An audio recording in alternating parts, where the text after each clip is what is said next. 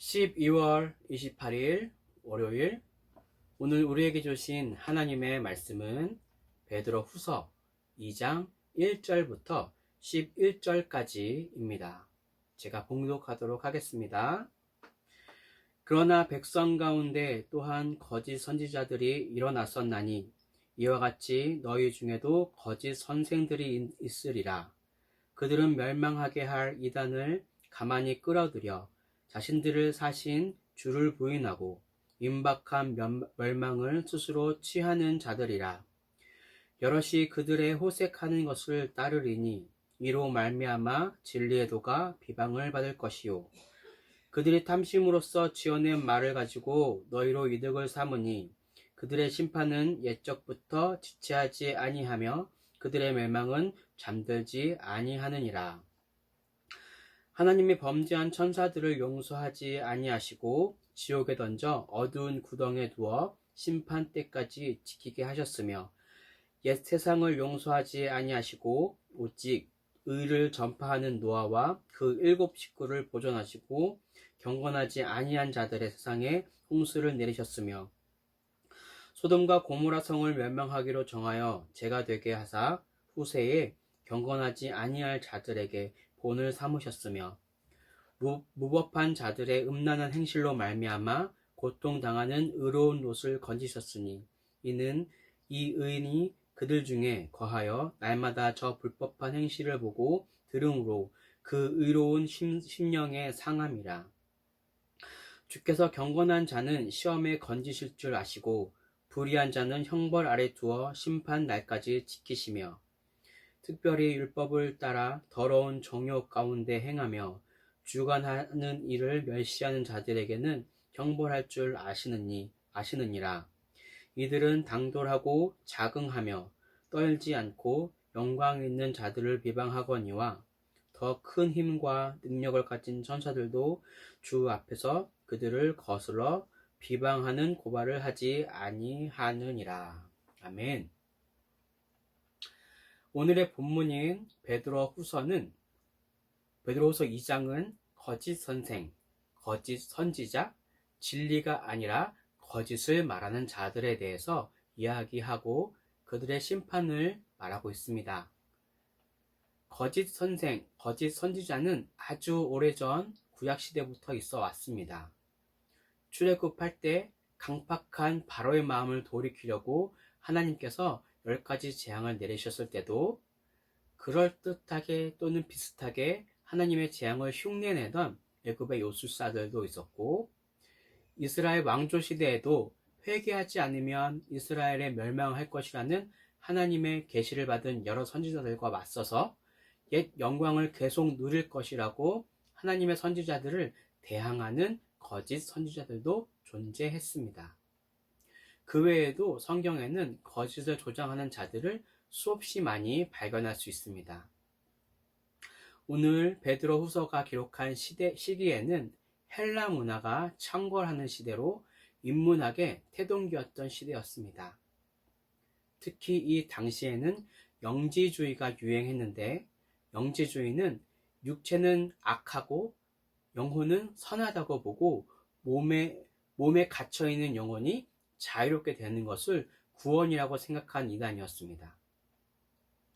이러한 구원을 얻기 위해서는 자신들만의 비밀한 지식을 깨달았을 때 가능하다고 여기는 자들이었습니다. 육체는 악하다고 보았기 때문에 당연히 노동자들을 아주 천하게 여겼으며 지식계급과 노동계급을 나누어서 사회가 분열되는 악영향을 끼쳤던 철학적 사상이었습니다. 이런 영지주의적 생각을 가진 사람들이 교회 안으로 들어오면서 교회를 분열시키는 경우가 많았기에 신약성경 후반부는 이런 거짓 교사에 대한 경고가 유난히 많습니다. 거짓 선생의 특징은 무엇인가요? 오늘 1절 후반부입니다. 너희 중에도 거짓 선생들이 있으리라. 그들은 멸망하게 할 이단을 가만히 끌어들여 자기들을 사신 주를 부인하고 임박한 멸망을 스스로 취하는 자들이라. 결국 거짓 선생들은 하나님을 부인하게 만들면서 그것에 현혹된 자들과 함께 스스로 멸망을 취하는 자들입니다. 그들은 호색한 사람들입니다. 이것은 성적인 문제를 넘어서 자신의 삶을 방탕하게 사는 자들입니다. 안타깝게도 요즘 젊은 세대에 이런 점들이 점점 유행하고 있는 것 같습니다. 빈부의 격차가 날로 심해져서 더 이상 좋아질 기미가 보이지 않자 그들은 거의 삶을 포기하고 될 대로 되라라는 마음으로 하루하루를 의미 없는 것으로 채워가는 청년들이 생겨나고 있습니다. 하나님은 분명 사람을 창조하실 때 이 땅을 잘 가꾸고 잘 다스리라고 명령하셨습니다. 물론 잘 다스리려면 그것에 맞는 역할이 존재하겠지만 근본적으로 우리는 노동하는 자로 부르신 것입니다. 생산적이지 않는 삶은 하나님께서 원하시는 삶이 아닙니다. 방탕하는 자들은 아무런 의미 없이 자신의 삶을 소비하는 자들을 말합니다. 여기서 방탕한 삶으로 인한 문제가 또 하나 발견됩니다. 방탕한 삶은 단순히 개인적인 삶의 문제를 넘어서서 이들로 인해 진리의 도가 비방을 받는 것입니다. 앞서 베드로 전서를 통해서 우리는 선한 행실에 대해서 다루었습니다. 하나님의 영광 안에 있는 선한 행실로 세상을 섬길 것을 말하였습니다. 세상 사람들은 그리스도인들을 주시하고 있습니다. 우리가 비방을 받는 것은 곧 하나님이 비방을 받으시는 것입니다. 방탕한 생각과 삶에서 벗어나 하나님의 계획 안으로 들어오셔서 오늘 하루도 진리 안에서 성실히 살아가시는 저와 행전 성도님들이 되시길 바라겠습니다. 여기서 본문을 통하여 주시는 메시지입니다. 부르신 소명대로 하나님의 계획 안에서 방탕한 삶에서 벗어나 하나됨을 이루자. 거짓 선생의 특징은 탐심에 가득한 자들입니다. 무엇보다 이들은 자신의 욕심을 채우는 것에만 집중하고 있는 자들입니다. 이들에게는 희생이 보이지 않습니다. 희생하는 것처럼 보일지라도 결국에는 자신의 이익을 위해서 거짓 희생을 하는 자들입니다. 거짓 선생들의 시선은 하나님이 창조하신 이 세상에 관심이 있기보다는 내가 속한 공동체 또는 나에 대한 유익에만 관심이 있습니다. 나만 또는 내가 속한 공동체만 잘 되면 다른 공동체는 어려워져도 아랑곳하지 않습니다. 바로 분열을 만드는 자가 바로 거짓 선생입니다.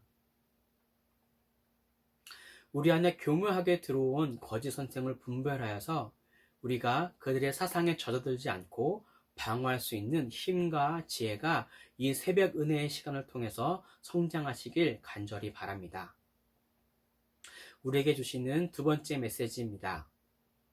신실하신 하나님의 계획을 믿고 경건하게 살아가자. 이제 후반부터는 거짓 선생에 대한 하나님의 심판의 내용이 나오게 됩니다. 범죄한 천사들은 창세기에 하나님의 아들들이라는 표현을 통해서도 등장합니다. 하나님의 아들들이 세상의 딸들에게 마음을 품고 그들을 아내로 삼음을 통해서 그들은 하나님의 아들로서 누렸던 것들을 하나님께서 모두 가져가 버리셨습니다. 그래서 그들이 흠모하던 사람과 같은 존재가 되어진 것입니다. 바로 사람과 같이 동등된 존재로 여겨진 것이죠. 옛날 소설인 큰바위 얼굴이라는 소설을 많이 들어보셨을 것인데 마을의 산에 있는 사람 얼굴과 같이 생긴 바위 얼굴새와 비슷한 사람이 나중에 마을로 돌아와서 큰 일을 할 것이라는 전설을 믿고 있는 한 아이가 결국 장성해서 그 큰 바위 얼굴을 닮아서 돌아왔다는 내용으로 우리가 바라보는 것, 선망하는 것을 닮을 수 있다는 내용의 소설입니다. 우리가 무엇을 바라고 흠모하고 따르길 원하는가는 중요합니다. 왜냐하면 그것을 닮아갈 수 있기 때문입니다. 타락한 천사들은 사람을 흠모하였기 때문에 천사의 신분에서 사람의 신분으로 바뀌었습니다. 그리고 오늘의 본문은 노아의 홍수와 소돔과 고모라의 심판에 대해서도 말하고 있습니다. 하나님의 말씀에 순종하여 큰 배를 만들고 있는 노아를 사람들은 조롱하였습니다. 또한 훈계하는 사람들도 있었을 것입니다. 그러나 하나님은 말씀에 순종한 노아를 선택하셨고 다른 사람들은 멸하셨습니다. 소돔과 고모라는 온갖 음란한 행실이 가득한 도시였습니다. 그 도시의 행실이 다른 도시에게도 악영향을 끼쳤을 것입니다. 아브라함을 통해서 이 도시는 기회가 몇 번 있었습니다. 의인을 찾으려는 아브라함의 노력이 하나님의 심판으로 지연되기도 하였습니다. 결국 의인을 찾지 못함에 하나님의 계획대로 심판이 이루어집니다. 그리고 소돔과 고모라의 문화에 미련이 남아있던 롯과 아내는 뒤돌아보고 결국 소금 기둥이 되어버렸습니다. 하나님의 약속은 정확합니다. 경건한 자를 시험에서 건져주시고 불의한 자를 심판하십니다. 의로운 자는 구원하시고 불의한 자는 역시 심판하십니다. 2020년 마지막 주로 살아가시는 우리 행전 식구들의 모든 가정과 직장과 삶 가운데에서 경건한 삶의 자세로 말미암아 의롭게 여겨지시는 삶이 되기를 바라겠습니다. 기도하겠습니다. 할렐루야. 사랑이 많으신 하나님 아버지 감사합니다. 지켜주시고 보호해 주셔서 지금까지 여기 오게 되었음에 감사를 드립니다. 이제 며칠 남지 않는 2020년도도 잘 마무리할 수 있도록 인도해 주시고 새해에는 새 희망을 가지고 하나님 나라를 이루는 것을 꿈꾸고 다시 일어설 수 있는 우리들이 될 수 있도록 도와주세요. 오늘 하루 바이러스로부터 또 여러 가지 시험으로부터 지켜주시고 하나님의 백성으로서 잘 살아낼 수 있길 바라며 이 모든 것을 예수님의 이름으로 기도합니다. 아멘.